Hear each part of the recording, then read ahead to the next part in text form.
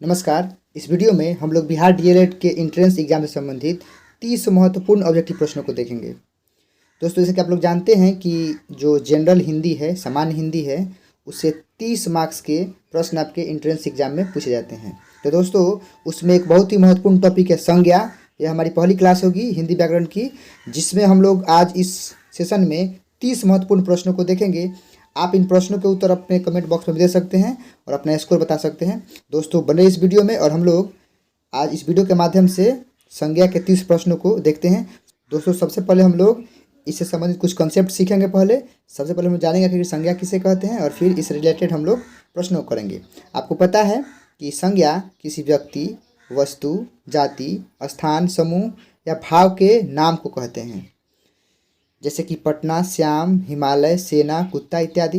दोस्तों, दुनिया में जितने सारे नाम हैं वो चाहे किसी व्यक्ति के हों, वस्तु के हों, जानवर के हों, स्थान के हों या भाव या फिर स्वभाव के हों, उन सब के नामों को हम लोग संज्ञा बोलते हैं। आगे देखते हैं दोस्तों संज्ञा के प्रकार के बारे में।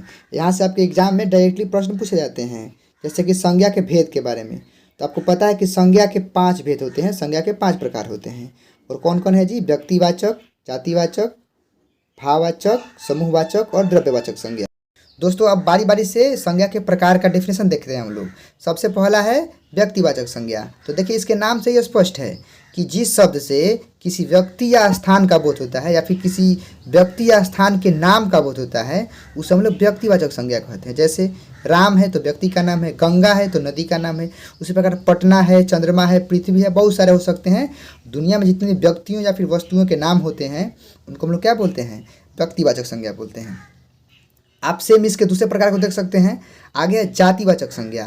तो इसके नाम से स्पष्ट है कि जिससे एक ही जाति के सभी व्यक्तियों, स्थान या वस्तुओं का बोध होता है। अगर एक व्यक्ति का नाम रखते हैं तो उससे उसके पूरे व्यक्ति जाति का बोध होगा। अगर हम एक स्थान का नाम रखते हैं या फिर एक वस्तु का नाम रखते हैं तो उस वस्तु से ही अगर उसके पूरी जाति का बोध हो जाता है तो हम समझेंगे कि वह जातिवाचक संज्ञा है। जैसे लड़का है तो लड़का कहने से सभी लड़की जाति का बोध है कि लड़के नटखट होते हैं, मतलब सब होता है। उसी प्रकार स्त्री है, पुरुष है, घोड़ा है, ऐसे है। आगे देखते हैं दोस्तों, इसका जो तीसरा प्रकार है भाववाचक संज्ञा को। तो तीसरा प्रकार आपका है भाववाचक संज्ञा। इसके नाम से स्पष्ट है जिससे भावना का बोध हो। तो जिससे व्यक्ति या पदार्थों के गुण, भाव, दशा, स्वभाव इत्यादि का बोध होता है। इसके भी नाम से स्पष्ट है समूह का बोध होगा।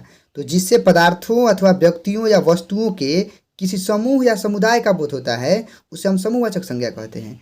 जैसे कि सभा, अब सभा में तो बहुत सारे व्यक्ति होंगे, दल है, झुंड है, गुच्छा है, सेना है। और लास्ट है 5वां द्रव्यवाचक संज्ञा। तो इसके भी नाम से स्पष्ट है कि जिससे किसी धातु या द्रव्य का बोध होता है या फिर जिससे किसी वस्तुओं के नाप या तौल का बोध होता है, उसे हम क्या कहते हैं? द्रव्यवाचक संज्ञा कहते हैं। जैसे चांदी है, दूध है, लोहा है, कोयला है, पानी, चावल, ये सब होता है, सभी द्रव्यवाचक संज्ञा है। तो दोस्तों, बस अगर आप संज्ञा और संज्ञा के प्रकार को समझ चुके हैं तो चलिए इसे संबंधित हम लोग अपने प्रश्नों को करते हैं। दोस्तों, आप इन प्रश्नों के उत्तर को कमेंट बॉक्स के माध्यम से हम तक पहुँचा सकते हैं। बाकी देखते हैं अपने प्रश्नों को।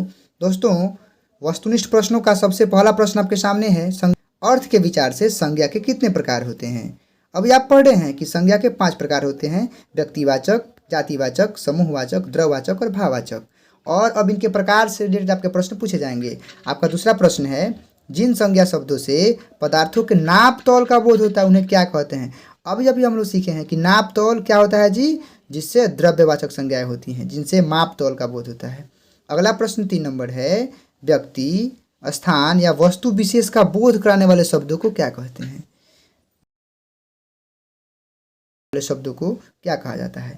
जब एक ही प्रकार के वस्तुओं का बोध हो तो उसे क्या कहते हैं? हम लोग जातिवाचक संज्ञा कहते हैं। एक प्रकार के शब्द को बोलेंगे और उससे पूरी जाति का बोध होगा।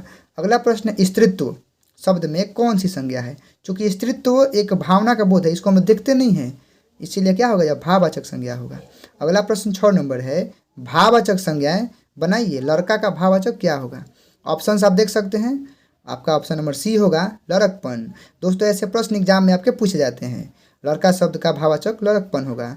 अगला प्रश्न 7 नंबर देखिए, निम्नलिखित में से संज्ञा शब्द का चयन कीजिए। अर्थात ऐसा कौन सा शब्द है 7 नंबर में जो कि संज्ञा है? आपको पता है कि संज्ञा किसे कहते हैं? जो किसी व्यक्ति, वस्तु, स्थान इत्यादि का बोध कराता है, नाम का। स्वाभिमानी। देखिए दोस्तों, स्वाभिमानी जो है वह एक विशेषण है। स्वार्थी भी विशेषण है, लोभी भी विशेषण है, क्योंकि यह किसी व्यक्ति का विशेषता है। बाकी जो भूगोल है वह किसी सब्जेक्ट का नाम है, विषय का नाम है, वस्तु का नाम है, इसीलिए यह संज्ञा होगा। क्लियर है। आगे देखते हैं 8 नंबर। बुढ़ापा भी एक प्रकार का अभिशाप है। इस वाक्य में काले मोटे छपे शब्द की संज्ञा का भेद बताइए। बुढ़ापा काला शब्द यहाँ पे दिखाई दे रहा है, थोड़ा गहरा है, तो बुढ़ापा आखिर कौन सा संज्ञा है? आपको पता है कि बुढ़ापा एक भावना है, इसीलिए क्या होगा, यह भाववाचक संज्ञा है, इससे भाव का बोध होता है। आगे देखते हैं दोस्तों 9 नंबर प्रश्न। निम्नलिखित में से कौन सा शब्द व्यक्तिवाचक संज्ञा है? अब व्यक्तिवाचक का मतलब है जिससे व्यक्ति का बोध होगा। गाय से तो पूरे समूह का, गाय से मतलब उसके पूरे जाति का बोध है, जातिवाचक है। पहाड़ से भी जातिवाचक का बोध होता है। हाँ, यमुना जो है किसी नदी का नाम है, इसीलिए क्या हो जाएगा, यह व्यक्तिवाचक संज्ञा हो जाएगा। आम से भी पूरे आम का बोध होगा। आप देखिए 10 नंबर प्रश्न। मित्रता भाववाचक संज्ञा बनी है। आखिर जो मित्रता है वह किससे बनी है? भाववाचक संज्ञा। तो आपको पता है कि मित्रता मित्र शब्द से बनी है, और मित्र शब्द क्या है जी? मित्र शब्द एक जातिवाचक संज्ञा है, इसीलिए इसका करेक्ट आंसर क्या होगा? Option A. ठीक है, आप बने वीडियो में और देखिए 11 नंबर प्रश्न को। आप इन प्रश्नों के उत्तर को कमेंट कर सकते हैं कि आप खुद से कितने प्रश्नों का उत्तर कर पाए हैं।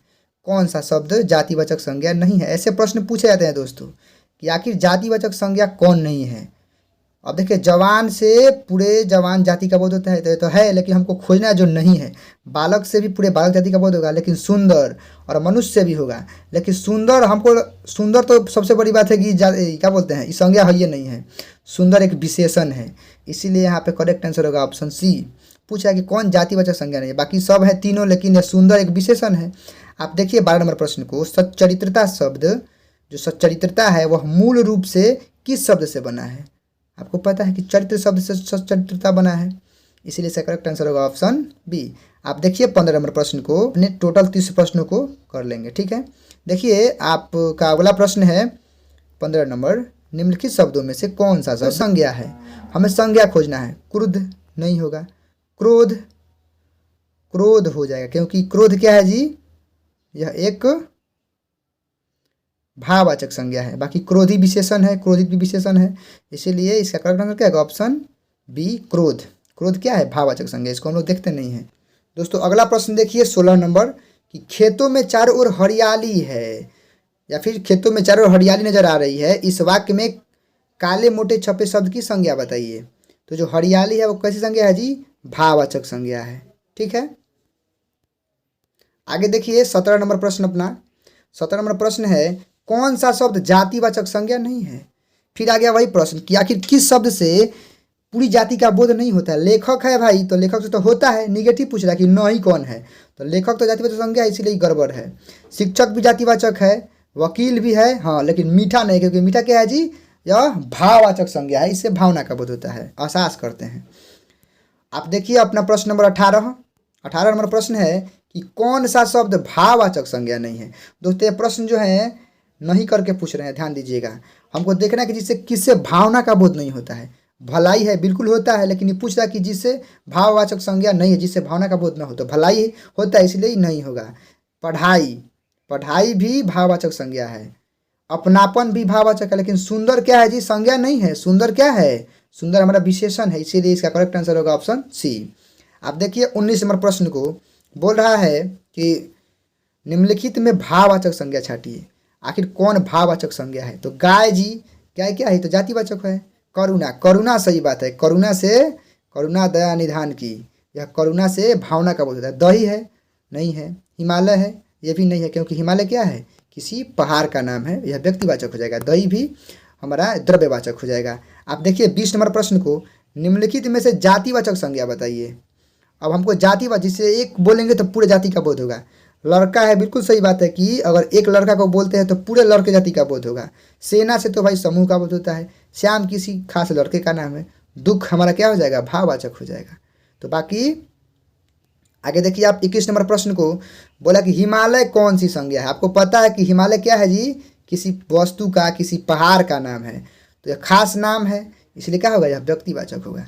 नदी कौन सी संज्ञा है? अब देखिए नदी तो एक नदी कहने से पूरे नदी जाएगा बोलते हैं, इसलिए क्या होगा? जातिवाचक होगा। आप अपना अगला प्रश्न देखिए 23 नंबर। सेना और मेला कौन संज्ञा है? आपको पता है कि सेना और मेला दोनों के दोनों क्या हैं, समूहवाचक संज्ञा, क्योंकि दोनों से समूह का बोध होता है। आपका अगला प्रश्न है 24 नंबर, बुढ़ापा और सुंदरता कौन सी संज्ञा है। तो आपको पता है कि बुढ़ापा और सुंदरता दोनों से भावना का बोध होता है, इसीलिए दोनों के दोनों क्या है, भाववाचक संज्ञा। इसका करेक्ट आंसर क्या होगा, ऑप्शन सी। आप अपना स्कोर नीचे कमेंट में हमको बता सकते हैं, स्कोर बता दीजिएगा नीचे कमेंट में। आगे देखिए दोस्तों, आपका प्रश्न नंबर 25 है, पानी और घी। अब दोनों के दोनों द्रववाचक हैं, क्योंकि दोनों से हमें क्या, माप तौल का बोध हो रहा है। तो पानी और घी कैसी संज्ञा है जी, द्रववाचक संज्ञा है। आगे देखिए 26 नंबर, लड़का कौन सा संज्ञा है। तो लड़का क्या है जी दोस्तों, जातिवाचक संज्ञा, क्योंकि इसे पूरे लड़के जाति का बोध होता है। था नदी, तो चूंकि नदी से पूरे नदी का बोध होता है ना, लेकिन यहाँ पर एक खास नाम दिया गया है गंगा नदी, इसीलिए क्या होगा, यह व्यक्तिवाचक संज्ञा होगा। आगे 28 नंबर देखिए, दही और गेहूँ, चूंकि दोनों के दोनों मापे तोले जाते हैं, ठीक है, इसीलिए क्या होंगे, ये द्रव्यवाचक संज्ञा के उदाहरण है। आप अपना 29 नंबर प्रश्न देखिए, भीड़ कौन सी संज्ञा है। आपको पता है क्राउड, भीड़ का मतलब समूह होता है, अर्थात क्या होगा, यह समूहवाचक संज्ञा होगा। तो अपना अगला प्रश्न 30 नंबर देखिए, निम्नलिखित शब्दों में से भाववाचक संज्ञा कौन है। हमें भावना वाली बात को खोजना है। शहर से भावना कब होता है, नहीं होता है। शहर तो क्या है जी, जातिवाचक है। देश है, ये भी जातिवाचक है। हाँ, मिठास सही बात है, क्योंकि मिठास से भावना कब होता है। दुकान है, ये भी जातिवाचक है।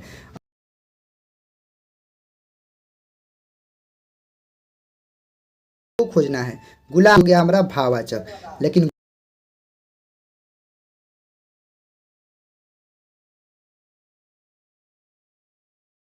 लिए अपना 30 नंबर, आज के लिए अपना अंतिम प्रश्न 33 नंबर देखिए आप, निम्नलिखित में से जातिवाचक संज्ञा कौन है जिससे एक कहने से पूरे जाति का बोध होगा। गाय, बिल्कुल सही बात है, गाय से पूरे गाय जाति का बोध। बाकी आगे देखिए, पटना शहर खास नाम है। विद्या नहीं होगा, सुंदरता तो है, ये भी नहीं करेगा, इसीलिए आपका करेक्ट आंसर होगा ऑप्शन ए। दोस्तों, इस वीडियो के माध्यम से आप लोग जरूर कुछ नई बातें सीखे होंगे। ऐसे ही और आगे वीडियोज़ को देखने के लिए आप इस चैनल को सब्सक्राइब कर सकते हैं, और मिलते हैं आपसे अगली वीडियो में। तब तक अपनी तैयारी करते रहिए। जय हिंद।